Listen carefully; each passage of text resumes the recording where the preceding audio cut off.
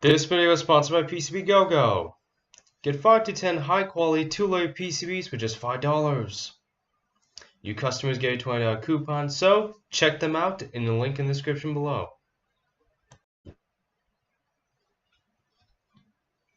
What's up, guys? This is Technology here, and in this video we're going to be taking a look at U-BYKE.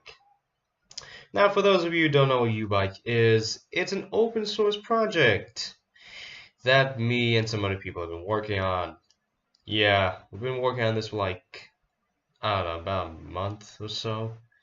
Okay, not exactly a month, but something like that. Yeah, so U-BYKE, what it is exactly, it's an open source development board that's pretty much based on the ESP32 module. And then like it's supposed to connect, like it's supposed to like be mounted on a bicycle to effectively turn any regular, boring, not smart bicycle into a smart one that can connect to the internet. Yeah, and you just have to connect the module, the U-BYKE module to the bicycle, connect a few sensors, download an app, configure everything, and that's it. So, in this video, we're going to be taking a look at the PCB layout and the schematic. But in other videos, maybe a part 2, I'm gonna actually talk a bit more on the technical stuff. So yeah. But until then, we're just gonna be taking a look at, well, the PCB layout and the schematic. So let's dive into it. Okay, so as you can see, this is the U-BYKE PCB. Now, well, I used Altium Designer to actually make this, so yeah. For those of you who use KiCad and all that, well, I was planning to use KiCad, but then Altium was actually faster. So yeah. Okay, I should have shown you the schematic first, but yeah, never mind. Okay.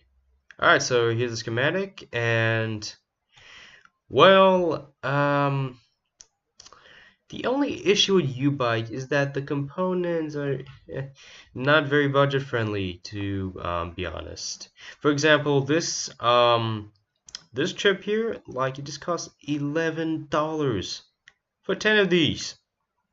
And that's a lot.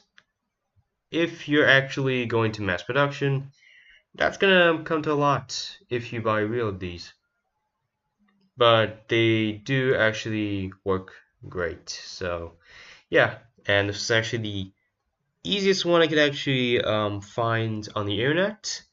There were other ones that were from these Asian companies, but then the issue was I couldn't actually get a hold of these chips. They were only available on other modules that I, well, didn't want to get because I just want to put all the circuitry in the PCB. Okay, so here's a solar charging circuit over here. Okay, so here's the solar charging circuit. I don't know why I highlighted this.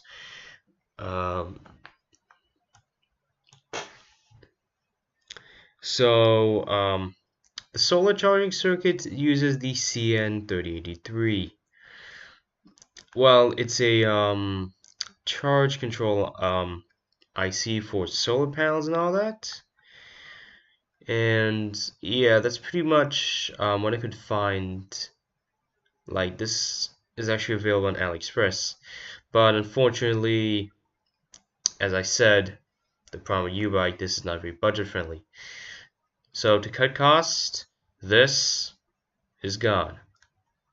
And instead, only these two components are populated for the solar charging. Yeah. Okay, so For the battery charging circuit, let's just take a look at this.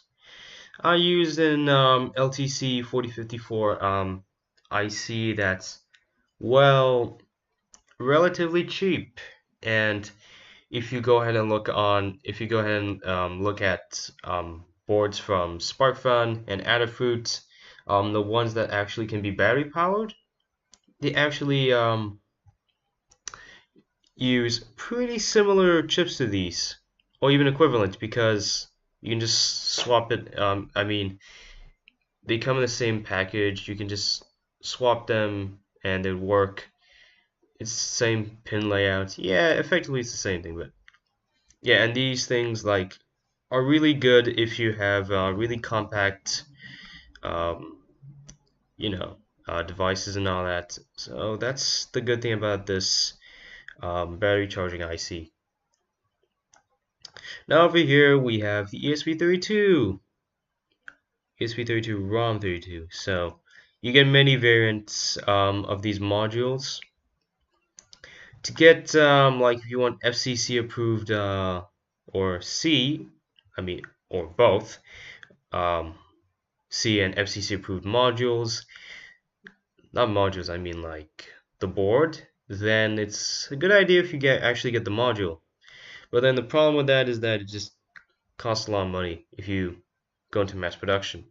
But I don't think any of you guys are just gonna like make 1,000 of these just like that, unless you actually gonna sell this somewhere. But yeah, essentially the module is it's better to go with because, well, first of all, most of the electronics to, not electronics, the circuitry that's used, that you need to run the ESP32, it's all built in the module, so it's much more convenient, but you have to pay a bit, you gotta pay a bit more. Well, that's what happens when you want everything to be convenient. Okay, so this is pretty basic.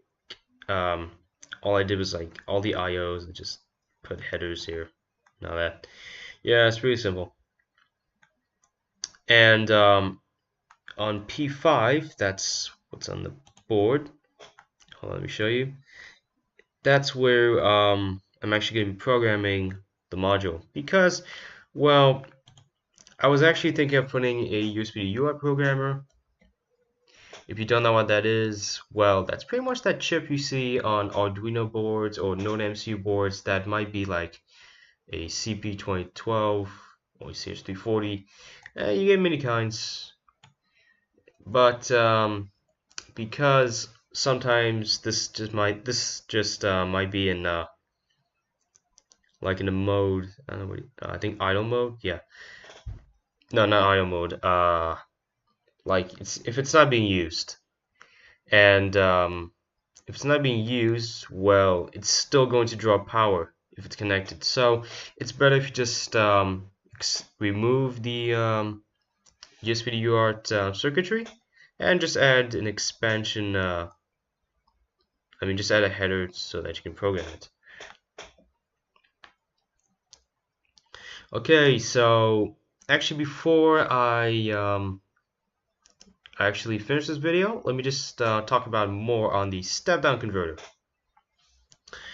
So I don't think I actually explained to you. I don't think I explained to you guys exactly what it's doing.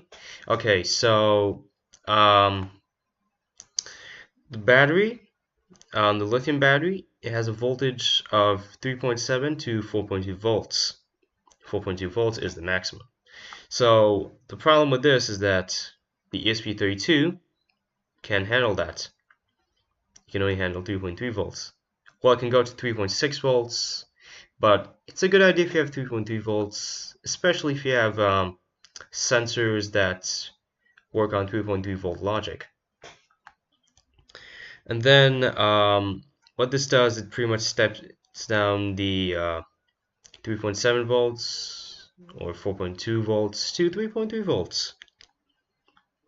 And conveniently, the datasheet of this IC just gives a schematic, so yeah. But the only problem with these components is that they're very tricky to find. So yeah, that's why this is not very common on AliExpress or eBay. Also, this is actually a really expensive IC, as I mentioned like before. So for the USB port, I used a mini USB port.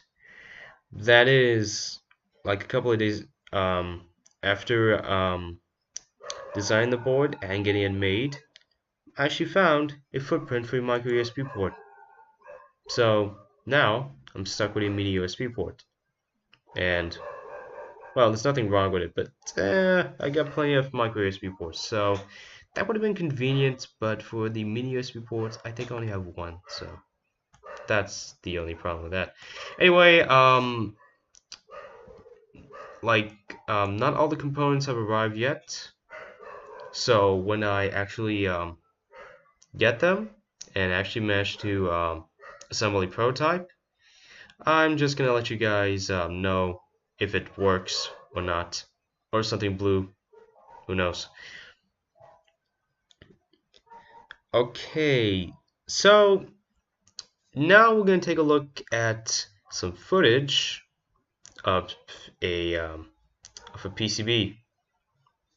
Not PCB, I mean like, well, I reached out to pcbgogo and I asked them if they could sponsor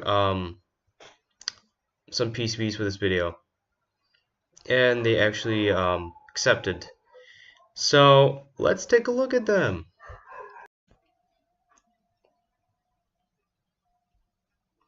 Okay, so I'm going to do a really quick review on the PCBs that I received from pcbgogo.